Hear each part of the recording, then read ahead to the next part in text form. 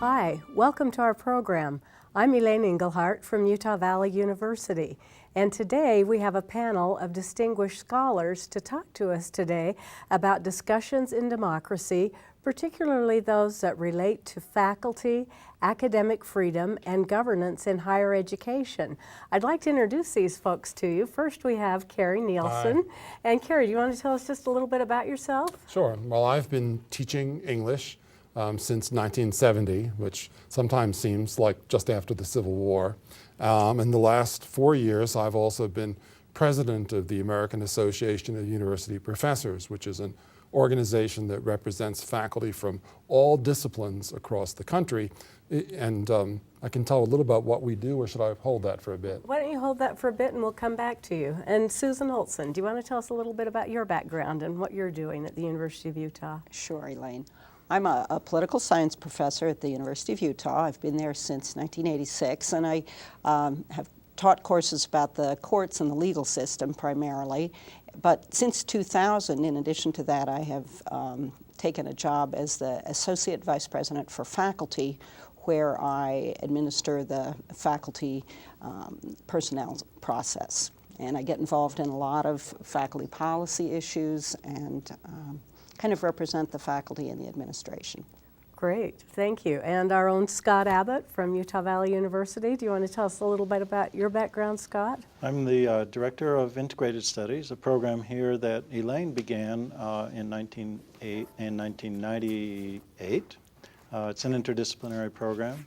My specialty is German studies, and I write about German literature in the 18th through the 20th century and do some translation.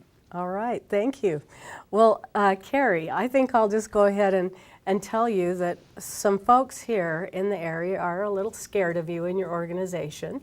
They feel like that perhaps the American Association of University Professors is a very liberal organization that advocates faculty doing just about whatever they would like in the classroom, and that perhaps they really don't care about or uphold the values that the community might uphold. Do you want to tell us a little bit about AAUP and some of your goals, how long it's been around? So, well, I'm happy if they're afraid of me, but not afraid of the organization. Okay. The AAUP's been around since 1915, and we're the main group in the United States that tries to define for all faculty, no matter what their institution is, no matter what their field is, first of all, what their fundamental responsibilities are as faculty members, and also what their fundamental rights are about faculty members.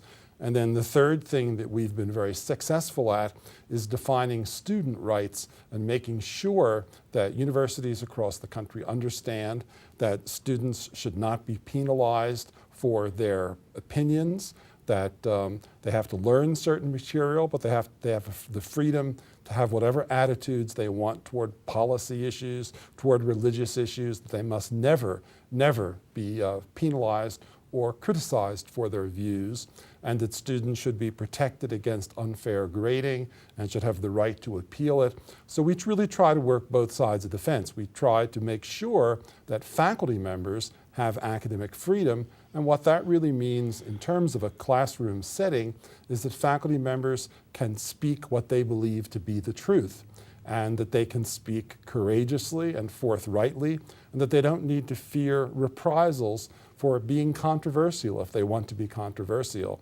And that's because we really think it's absolutely critical that students be exposed to strong views and well-researched thinking on the part of faculty members, because we think we're in a democracy. Students have to be prepared to be active citizens, to be able to judge legislation when it gets up for public approval, to be able to evaluate candidates for political office and judge whether their speeches make sense or whether their speeches are nonsense, and to be able to send out thousands of students into the community who have those skills is really, and can then share them with their parents and relatives and younger siblings, means that we reinforce and strengthen our democracy. I think, universities serve a very different function in a democracy than they do in countries that let's say in totalitarian countries. Our system is successful and draws people all over the world because they know when they walk into an American classroom, a faculty member can have the courage to speak what he or she believes is true. Okay. And we're the organization that has defined those values since 1915, adapted them to changing times, resisted attacks on those values to defend both faculty and student rights. Okay, so Susan or Scott, are there any elements of what Carrie's just said that you can find some disagreement, with which you can find disagreement, or where you find strong agreement? Either would be fine, Susan. Well, I think at the University of Utah, we also try to defend academic freedom. I, as an administrator, I sort of hold my breath that we don't have, that we don't get a really difficult case as some of the other universities have. University of Colorado is one that comes to mind in recent years, where the professor was ultimately dismissed by the university after making some comments about the victims in the 9/11 crisis. And we teach about Middle East politics, we teach about evolution, we teach all the important issues of modern times. And I think by and large people come to the University of Utah knowing that it is a place that they will, experience a range of views, and we like that reputation. Oh, very good. And Scott? As a member of the AAUP, I often have And to... our chapter president at Utah Valley University. And you're the chapter treasurer. Yes. Yes. And a gentleman with a long history of defending academic freedom, I will say. I often find myself having to explain what it is, and I first try, it's a feeder organization for the AARP, and which it is in a way. But Can't disagree. it's important to me because it lays a moral foundation to what we do, and it's a touchstone we can always go back to and think about. The AAUP isn't perfect. It's made up of people, and they've made mistakes over the years. But they've had the good grace to admit most of them. And they've set the standard that every university has in its regulations and policies. We all copy them and use them and measure ourselves against them. So even if there weren't any people attached, even if it were just their set of policies, it still would be deeply important to us. But go ahead. I might say that AAUP considers it really a matter of moral and professional responsibility to defend both conservative faculty and liberal faculty. We had a case earlier this year at a small religious school in Ohio, oddly enough one that I'd driven by about 100 times in my life but never stopped in, where there was a faculty member who was being penalized because his views on several topics, including evolution, were more conservative than the views of the school, and they were trying to bar him from teaching. And we arrived on campus and made a strong defense of his right to express those views, even though they were quite a bit more conservative than those of the institution, which were already conservative. So we really don't care what someone's political perspective is. We could care less. What we want to be sure is that they can speak what they believe to be the truth. Very good. Go ahead. That sounds like what somebody could have said about the ACLU. I was struck by So that. how are they related? What are the distinctions? Well, I think many of our members, we often refer to them as ACLU style members because they join the organization because we stand behind a set of principles. And the same issue is, I think, true for the ACLU. And in fact, often the ACLU and the AAUP file joint briefs, joint legal briefs, which we work on together.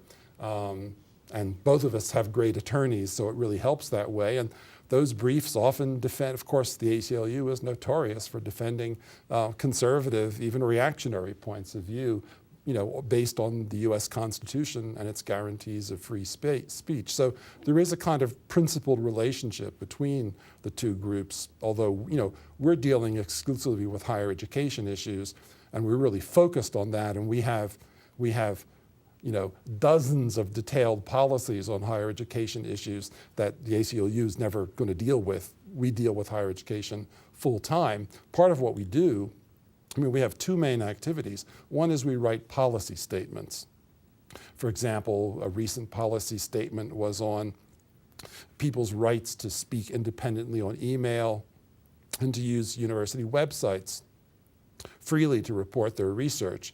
Then we urge faculty at every institution in the United States to try to get those policies actually written into university statutes or faculty handbooks or whatever. We can't go all around the country and make all those changes a reality. We rely on you in your local chapter to put those policies in place and serve as the local watchdog to make sure that they're enforced. Then the other thing we do is a certain number of times a year when we feel that an institution has really violated those policies in a fundamental and frightful way, we launch a full-scale investigation. We send a team of faculty members to campus. We get all points of view and eventually write up a detailed report of that violation. But we can only do about half a dozen of those a year. They're really hard work, and we do an extremely thorough job. We just did last year did a report on universities in New Orleans after Hurricane Katrina and how they responded to the crisis. That report cost us $100,000 to put all the labor into and all the visits to New Orleans to produce. But we tried to use that then as a message, a lesson for how other universities deal with basic, fundamental crises like a hurricane, to try to establish standards that other institutions can follow. Any comments from you, Susan, on this? Well, it strikes me that it might be worth comparing the concepts of academic freedom and the First Amendment rights of free speech that come out of the United States Constitution. And the most important, I think there's a lot of similarities. They both respect the value of, in a democracy, of people having the protection and the right to speak their mind. But kind of from an institutional point of view, an important limitation on the First Amendment is that it really just applies in public institutions, and the principle of academic freedom and the AAUP chapters, I'm sure, exist very much in private institutions as well as in public, where the faculty don't have the same legal basis to try to invoke the First Amendment. One simple distinction is that in many ways the First Amendment is there to protect individual Americans from state punishment over their speech. The federal government shouldn't be able to come in and arrest you and haul you away to jail as governments do in many countries around the world, as we well know, because you speak your mind. The First Amendment is not there to protect you against an employer's attempts to restrict your speech. And that's partly why we need academic freedom to provide guarantees against university administrations or boards of trustees, as sometimes happens, trying to punish faculty members or students for their speech, so that we really are working on different terrains. Now, it's become a little more complicated. There really was no federal case law or opinions about academic freedom. We defined academic freedom in 1915, and it wasn't until the 1950s that the federal courts began to make references to academic freedom in a substantial way. And there's a 1967 Supreme Court opinion that says that academic freedom is a special concern of the First Amendment. So that's really the first time we had the beginning of a legal link between the sort of aspirational aims of the First Amendment toward free speech in the society as a whole and academic freedom on campuses. But the court, in fact, has not yet really defined what it meant by that. So it's partly the AAUP's job in the intervening time to begin fleshing out that definition that the court offered, that opinion really, that the court offered in 1967, and try to put some flesh on those bones so that when the next case comes to the Supreme Court, they'll have a series of documents and a series of AAUP opinions and so forth, hopefully that will help them define academic freedom in a way that's in sync with what people in higher education think. But to some degree, the legal status of it is therefore still an open question. Well, and I think you've helped many university campuses and college campuses understand what it means to have academic freedom, what it means to be an educator at a university. And today, one of our main theme, and one of the main reasons we wanted to invite you out, was we had a worry over the corporatization of the university. And you've got a book coming out, and part of your book takes on some of these roles. And the first role that worried you was instrumentalization. And basically, I think I've seen this happen where I worried about why a particular degree wasn't going through at our college when we were still a college rather than a university. And I was told, well, the employers of the area would like these students to have an associate degree. They don't want them to have a bachelor's degree because then they'll have to pay them more. If they have an associate degree, then maybe they can pay them between $9 and $10 an hour for their work. But with the bachelor's, then it's going to go up significantly. Now, I don't know if that's where you were heading with this instrumentalization and job training, but maybe you could all comment on why this is a problem with corporatization of the university. Job training is an essential function that higher education serves. People want their children to be able to earn a living once they've had an education, and that's absolutely central. But as I suggested before, it's not the only thing that higher education needs to do in a democracy. It really does need to help make citizens effective citizens. And that doesn't always have a lot to do with job training. Once you put both things together and you realize that turning high school graduates into fully articulate and effective citizens also means a broad acquaintance with human history. It means a broad acquaintance with human culture. It means some of the values that the liberal arts have advocated, of course, for well over a century and farther back in time than that. So a university really has to educate the whole person. What corporatization partly supports is the notion that you don't have to educate the whole person. As long as they know how to do a job, that's sufficient. And that's all that a society really needs to support is just job training. That's what we refer to by instrumentalization, the reduction of education just to job training. And as I say, job training is part of it. Community colleges offer a tremendously valuable job training experience. Four-year colleges help prepare people for employment. But you don't want cogs in a machine in a democracy. You want people who can think. You want people who can look broadly at the society and do serious reflection on its character. That's what higher education also needs to instill. Okay. Any further comments on this, Susan or Scott?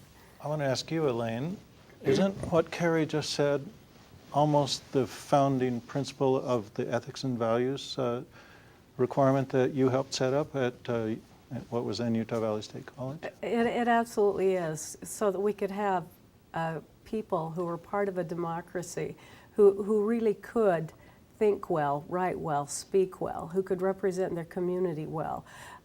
We wanted people who could run for office, not just go out and vote, but people who knew the issues well enough and knew themselves well enough that they could go out and feel like they could be a leader, run a community, or more.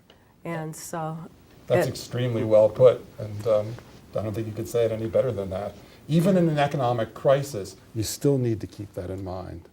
We talked earlier about, I think, the kind of financial implications of this distinction, that to the extent that one sees only the instrumental value of an education, then it seems natural to expect the individual who's going to benefit from it to pay for that. But when we start thinking about the benefits to the broader society that comes out of having a fully well-rounded, educated citizenry that helps support the argument for public support for education, because we all benefit when we have well-informed leaders and well-informed citizens, and so I think that's part of the function of a public university supported by public funds. Oh, absolutely. The benefit is called a democracy.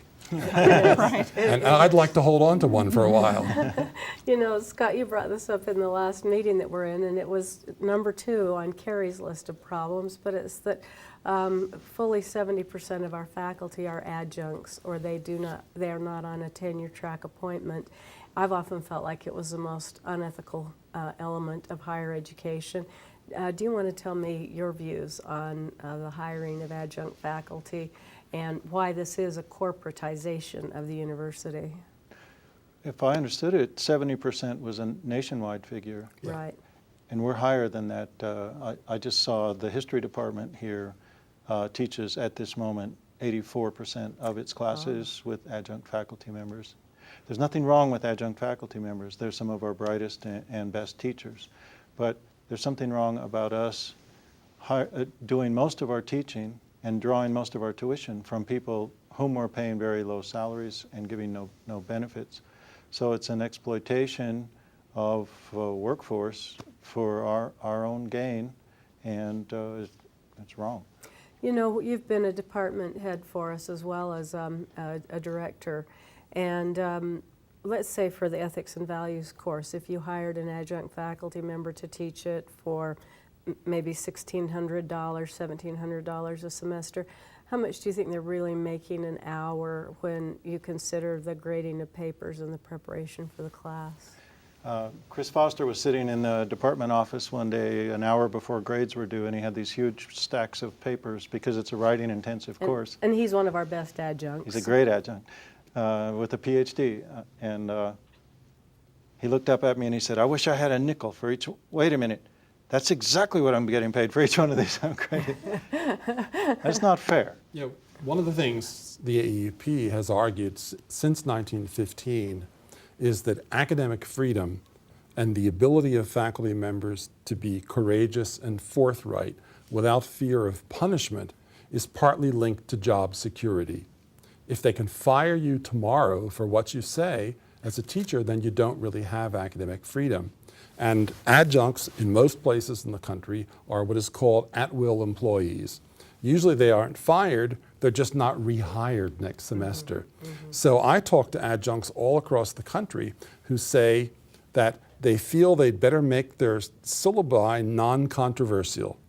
They better not challenge their students too much, because students get angry and talk to their parents, and their parents get angry, then that person's going to lose his or her job next semester.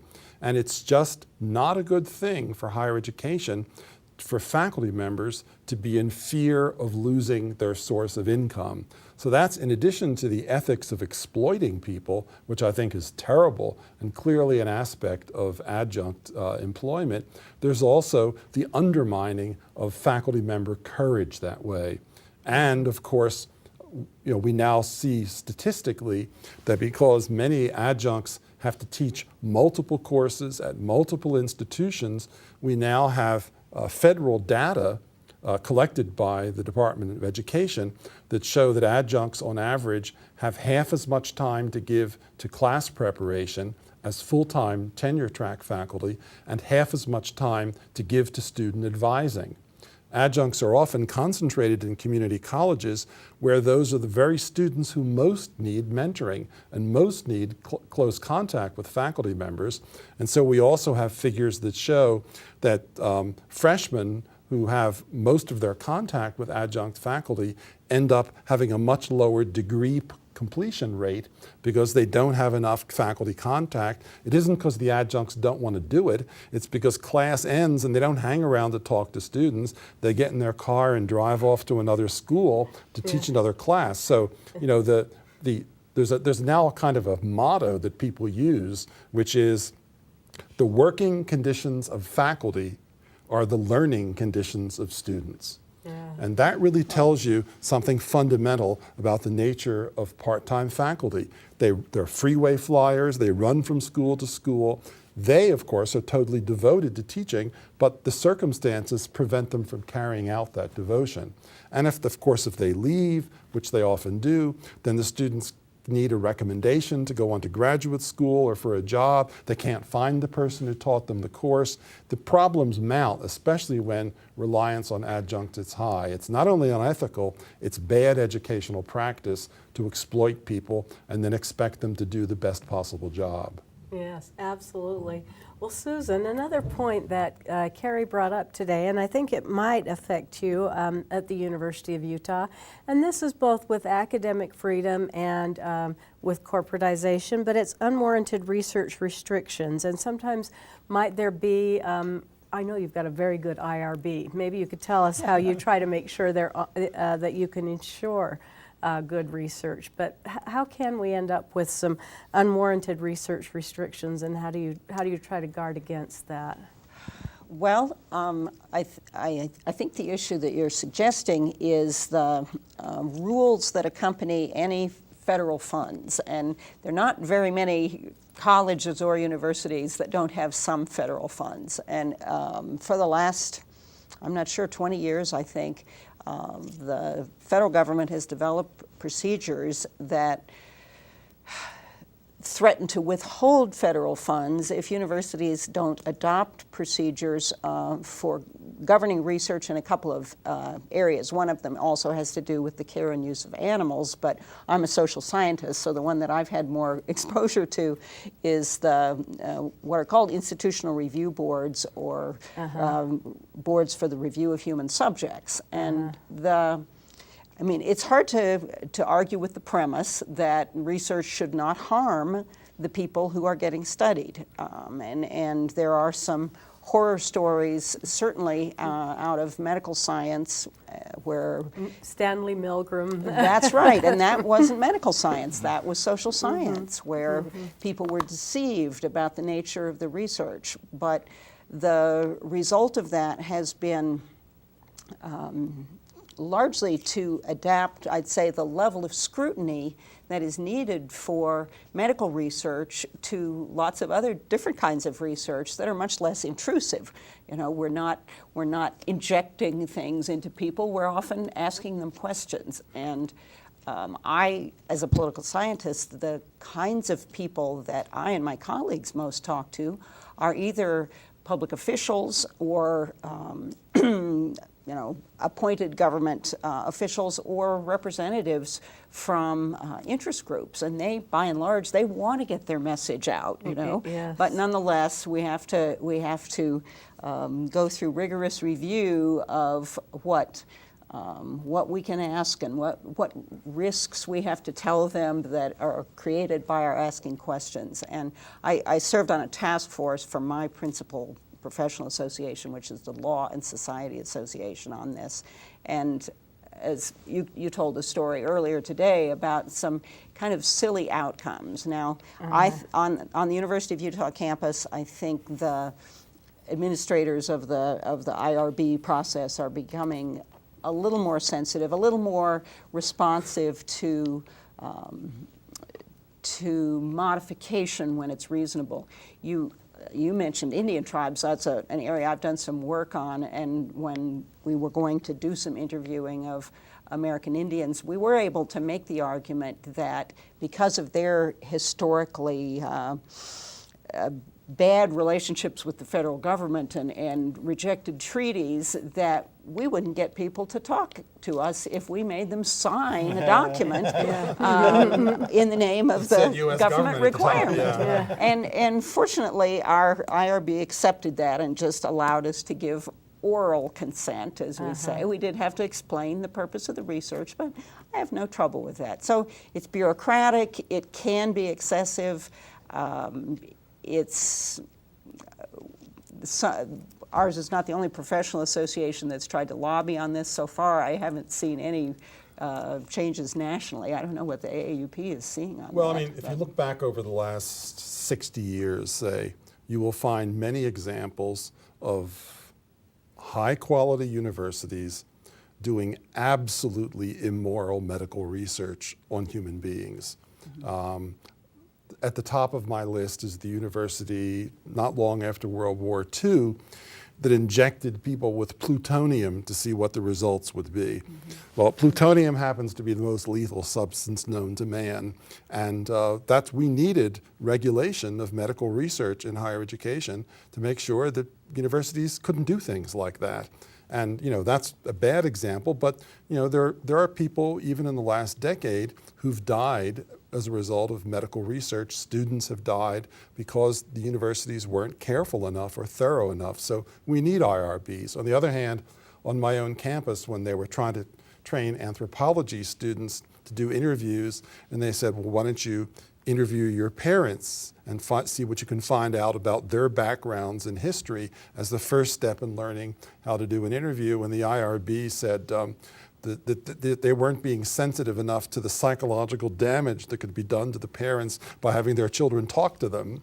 And I suggested that whatever psychological damage might be done in American families, they probably had a lot of practice at it by now, and that the IRB needn't worry so much. So it does have really, when you push it too far and you sort of try to regulate ordinary human conversation, you've stepped over the bounds from protecting people into actually inhibiting useful learning that can go on.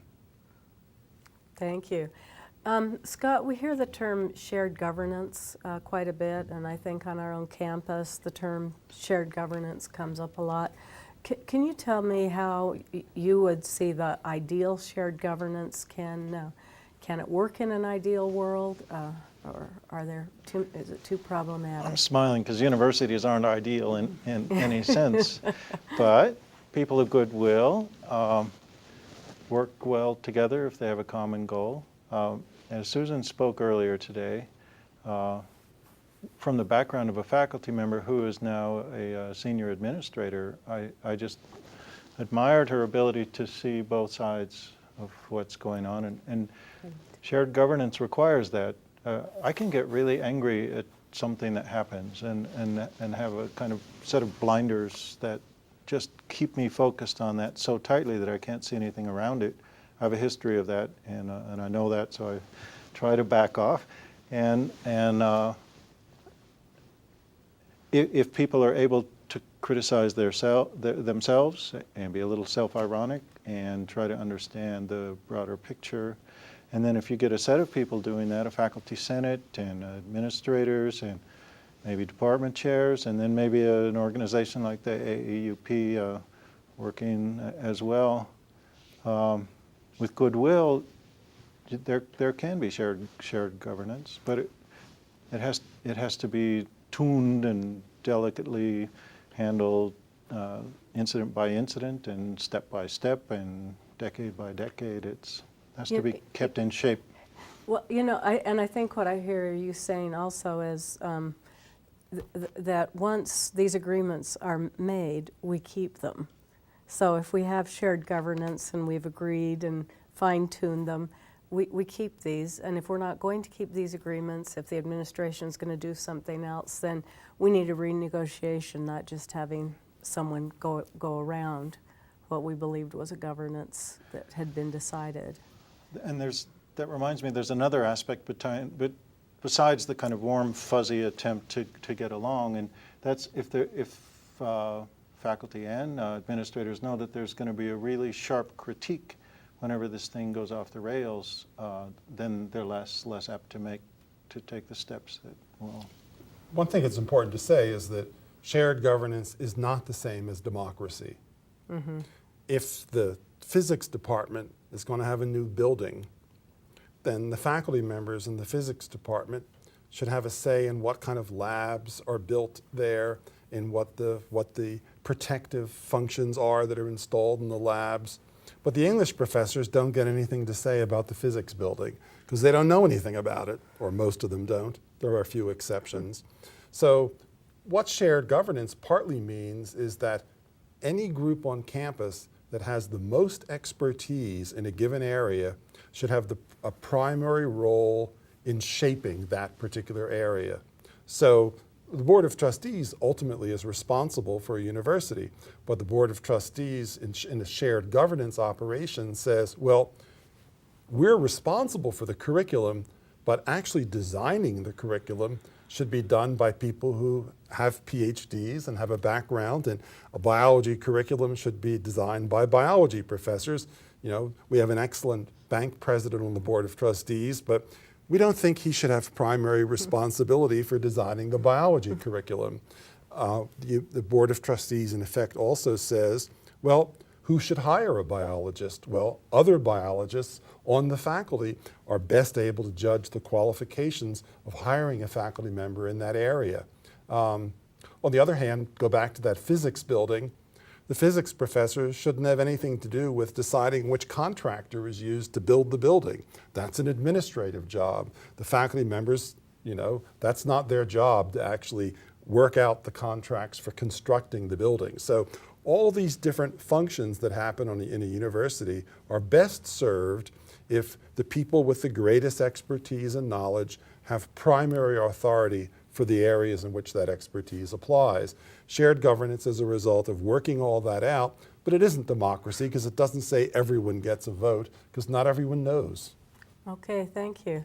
Yeah, and another area that you talk about also, Carrie, that I'd like all of you to address is grievance policies. And you tell us that having inadequate grievance procedures is really putting us on a bad track toward, number one, more and more becoming the corporate model, and also taking away academic freedom. Do you want to tell us what we do? Because, you know, we're a non-union state. We're not going to be, you know, negotiating like some union universities might be. Faculty members, even outside unions, can work collectively to talk through issues with the administration and, in effect, unofficially negotiate. Mm-hmm. So I think negotiation is part of shared governance, and you can actually do it whether you're a union or not. But setting that aside, you know, I think there's a connection between the increased use of part-time faculty and the price that we pay for inadequate grievance procedures, because part-time faculty don't have job security, and so they need grievance procedures, good grievance procedures, even more than tenured faculty members do, because they're so vulnerable. And what do good grievance procedures mean? Well, first of all, they mean that your grievance should be heard by an elected committee, not an appointed committee. There's a place where democracy does play a role, that faculty members should elect a committee that hears faculty grievances. Can I stop you for a minute? Who would be on this committee? Would you have your human resources director or someone from that office be elected to be on it? Would it be, you know, a university-wide committee, or would it be, if this is a faculty issue, a committee made up of faculty? Well, I think actually that any given campus needs to talk that through and decide what best structure is available and what's best. I mean, it starts to depend upon the size of the campus, the number of faculty members, the knowledge of faculty on the part of the administration. So I wouldn't attempt to describe what the ideal grievance procedure is, except that if it's a faculty grievance, the faculty members themselves all across campus should have the right to elect the members of that committee, and the administration should provide the administrative support for the running of the committee and for the election and so forth. And the grievance committee should have the authority basically to mandate the solution. If a grievance committee can simply be overruled by an administrator, or actually what happens in a lot of places is not overruled, just ignored. The grievance committee makes a decision, and an administrator says, well, thanks, but no thanks, and goes on to do something else. So I think grievance committees need to have some authority. Beyond that, I think it's a matter of local decision to shape how it's composed and what processes it uses. Grievance committees, and there are other principles. A grievance hearing should go on the record. A faculty member should have the right to legal representation at a grievance committee. A faculty member should have the right, if he or she is accused of something, to know the name of his or her accuser and to confront that accuser face to face. Legal representation full disclosure, ability to represent yourself, an ability to confront an accuser. All these things are part of grievances. What you don't want is, say, a department head or a dean makes a decision about you and you appeal that decision to the very same person. Mm-hmm. That's a bad grievance procedure, because the odds that a person will overturn a decision that he or she has made are slim. And then publish it. I mean, that's what happens on many campuses. How does it work at the University of Utah, Susan? Well, as somebody was saying earlier, or Jack, I guess it was, that they're really different sort of zones, and that our Department of Human Resources has virtually no involvement in faculty hiring, with the one exception that representatives from the Office of Equal Opportunity are supposed to meet with search committees and give them a little talk about, you know, what you can ask and what you can't ask and how to run an open search. So our faculty searches are organized, especially the tenure track ones, by our Office for Equity and Diversity, which is a division of academic affairs. So exactly what you're describing wouldn't happen, but I agree that the presumption is that faculty members have a right to participate in searches for colleagues in their own departments, and I think that there would need to be strong reason to remove somebody. Well, I think the next area where we'll move on your list is what you called managerial tools, and I think that probably had two facets to it at least.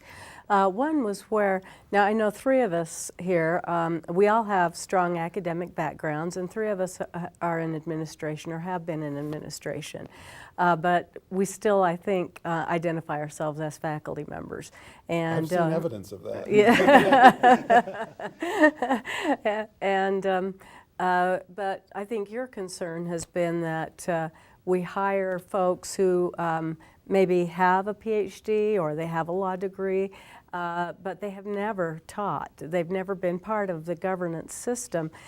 Scott, what do you see as the problem behind having a person who comes in who's never really been part of a department? They've never been part of a school or a college, haven't been a faculty member with other faculty. You know, I described that in reverse earlier when I said that Susan seemed to me to be able to, Yes. See both sides of that. So a person who can't, and then who tries to run your department by limiting your budget or micromanaging various decisions. We've seen all of that sort of thing in the last few years here. And somebody who's just an administrator who's trying to squeeze the last dime out, or whatever their reasons are, it makes you angry, and then we don't work together.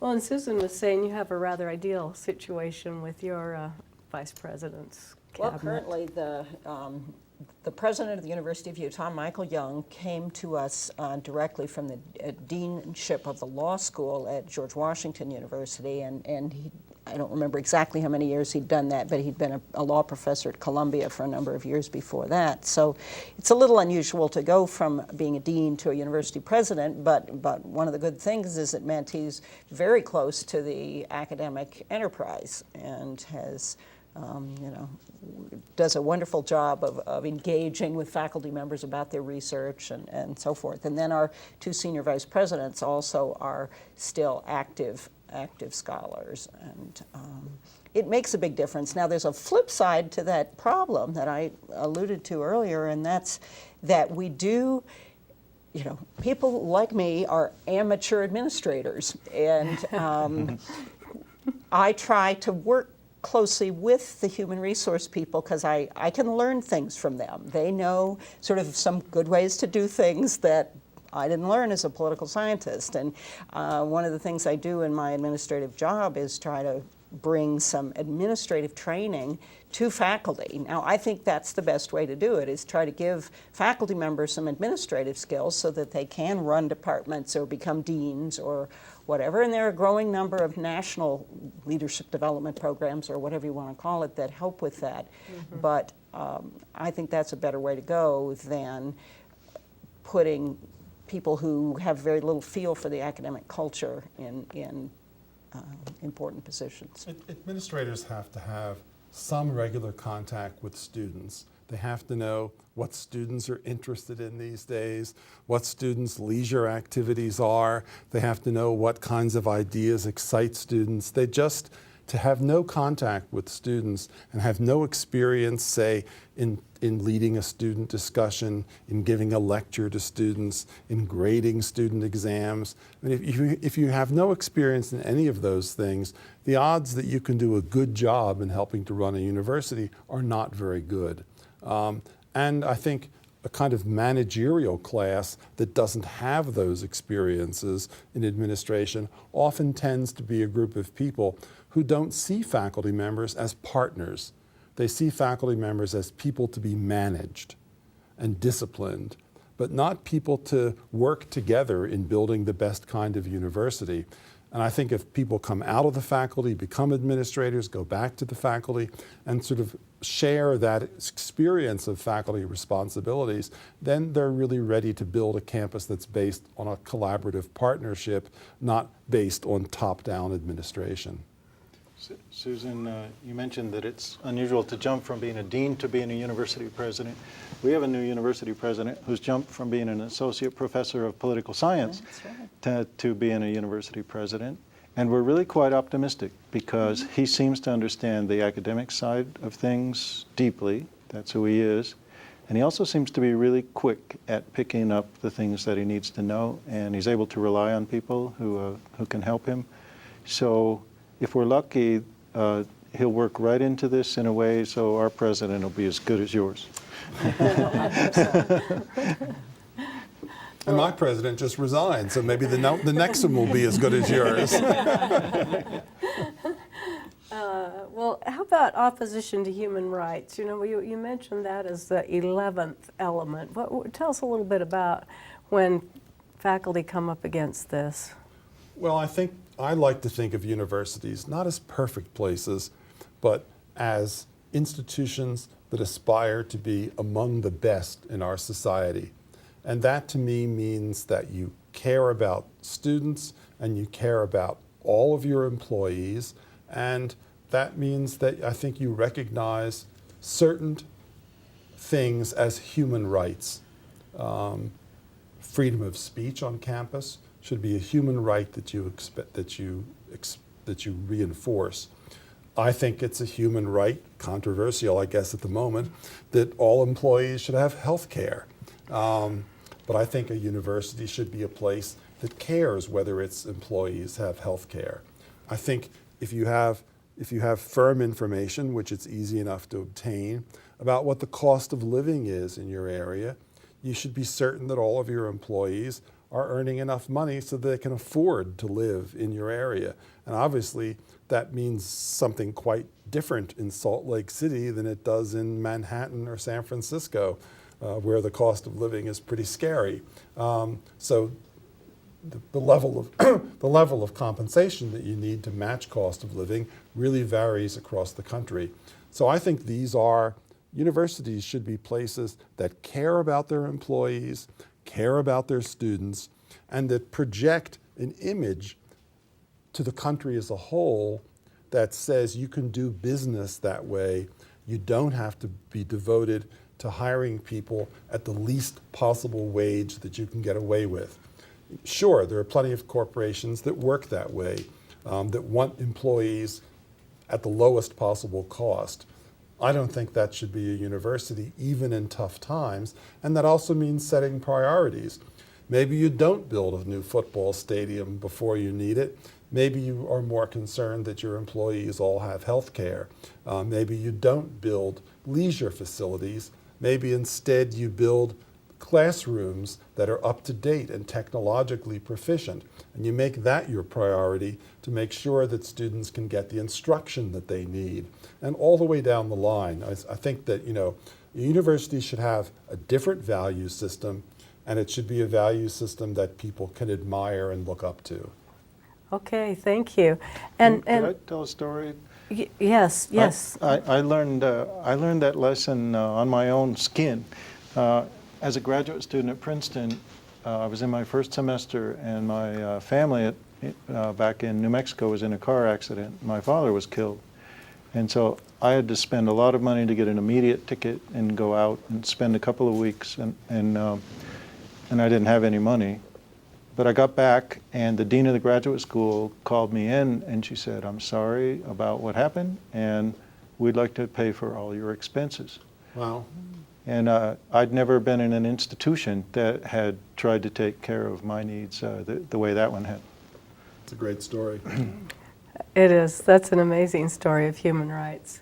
And I was just going to ask you to tell me a little bit about number 14 that Cary brings up, which is political intolerance. So here you see the highest level of tolerance.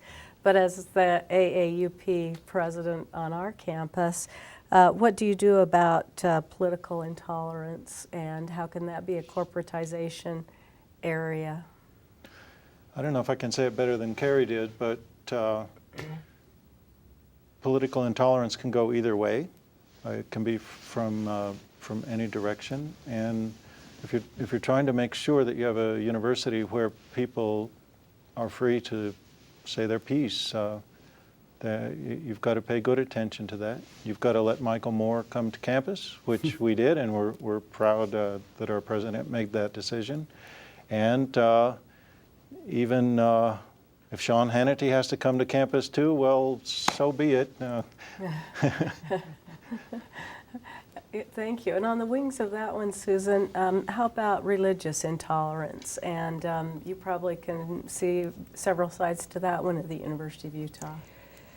Yeah, periodically, something will happen that, and I'd say almost every year something will happen that sets off a flurry of letters to the editor in the campus paper around religious issues. It's it's just an issue here in Utah as Mormons and non-Mormons try to live together and understand each other.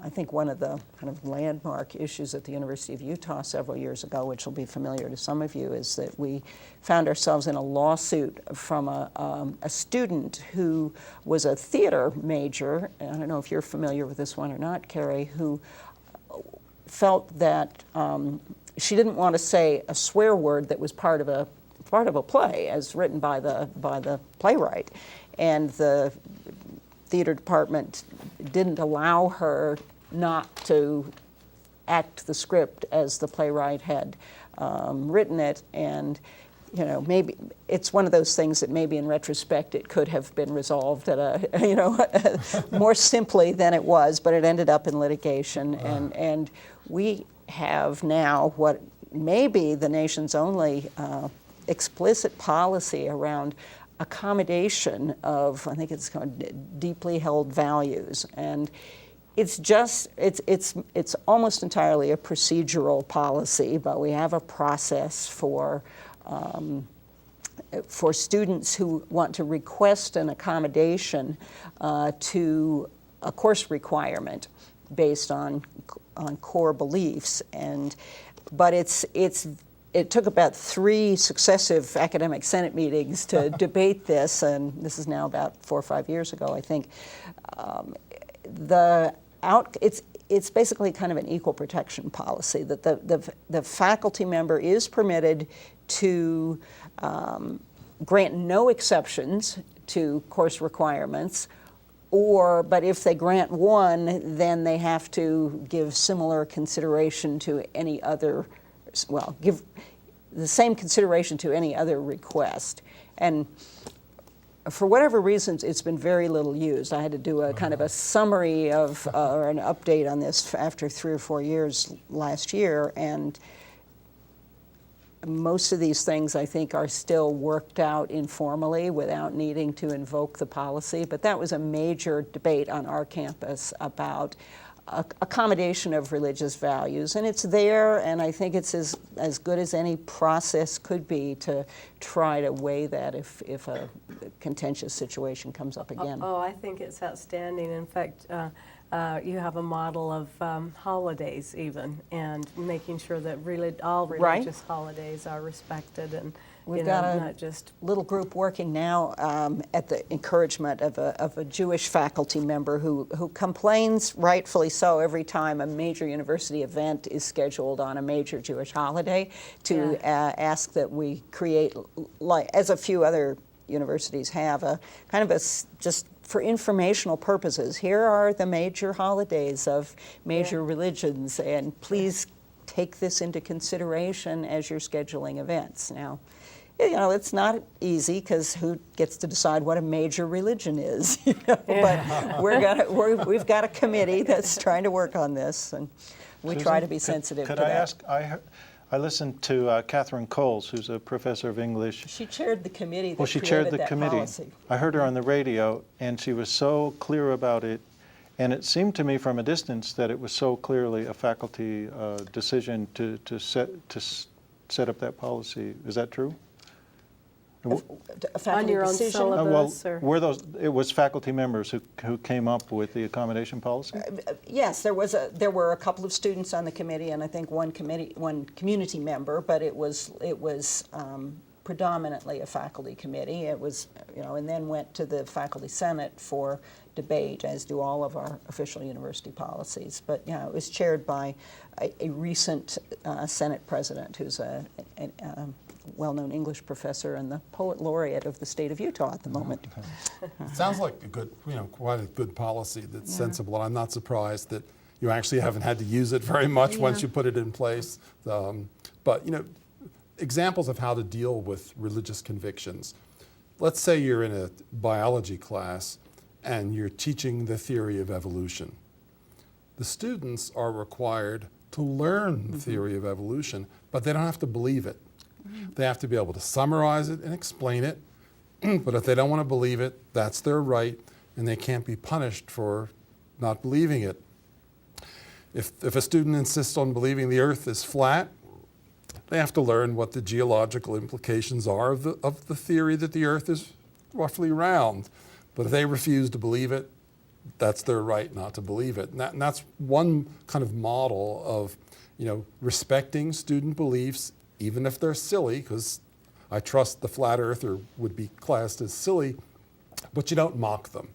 You don't say, what's wrong with you that believe the earth is flat? You present some counter evidence, like, you know, that people haven't been falling off the edge when they travel around it the last few centuries, things like that.